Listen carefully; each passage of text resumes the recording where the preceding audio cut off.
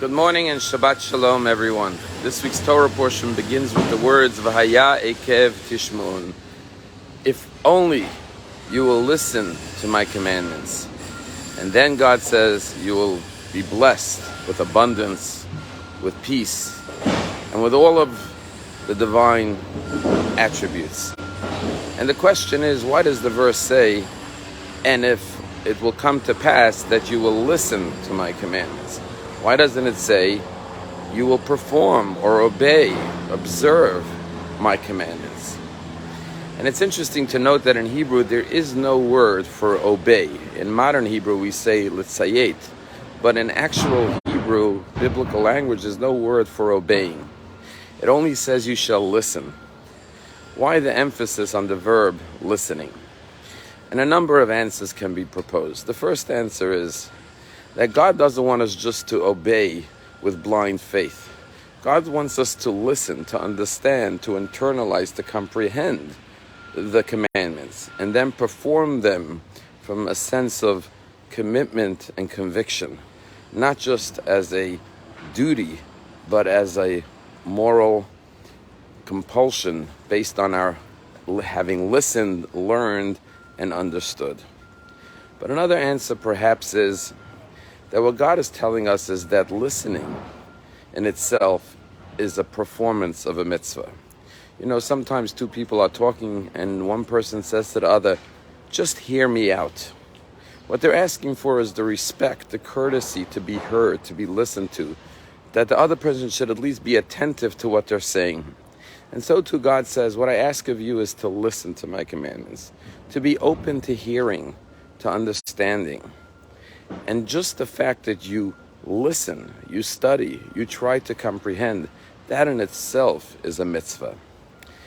Today we know that there's a therapy called listening therapy, that just by listening to someone and asking the right questions, by the person speaking, they heal themselves.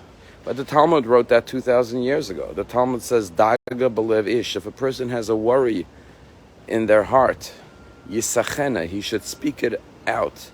He should communicate it. He should discuss it with someone else.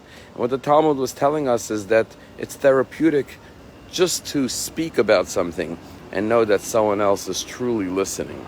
When we say listening, we mean not just listening with your ears, but listening with your heart and with your mind. They tell a story that Viktor Frankl was once woken up in the middle of the night, and there was a woman on the end of the line, someone he didn't know, and she started to describe how she's depressed and she decided she wants to commit suicide. Viktor Frankl started to discuss with her her problems and tried every which way to convince her not to end her life, but to live with hope and optimism. After about 2 hours, he hung up the phone, not knowing if the woman would heed his advice and not commit suicide. A number of weeks later, he's walking in the street, and a woman comes up to him and says, Mr. Frankl, I want you to know that I'm the woman that you spoke to on the phone for 2 hours about not committing suicide. And Viktor Frankl said, I'm delighted to see that you listened to me and didn't commit suicide. But tell me, which argument, which reason was the one that convinced you not to commit suicide, so I'll know which one is the most persuasive for the future. And the woman said, actually, none of your arguments were convincing or persuasive that I should not commit suicide. And Viktor Frankl said, then why didn't you? And she said, I hung up the phone and I said to myself, a world in which a complete stranger is willing to listen to me and talk to me for 2 hours on the phone is a world worth living in. It's no coincidence that the greatest Jewish leader ever, Moshe Rabbeinu, was an individual who, as the Torah says, was kvad peh ukvad lashon. He had a speech impediment. He was a stutterer. Why would God choose Moses if he was a person who was not an eloquent communicator? And perhaps it's precisely for this reason. What God is teaching us is that to be a leader, it's more important that you are a listener than a speaker. Let us listen to one another in our interpersonal relationships, truly listen. And of course, listen to God. And then may God hear all of our prayers and wishes. Have a Shabbat Shalom.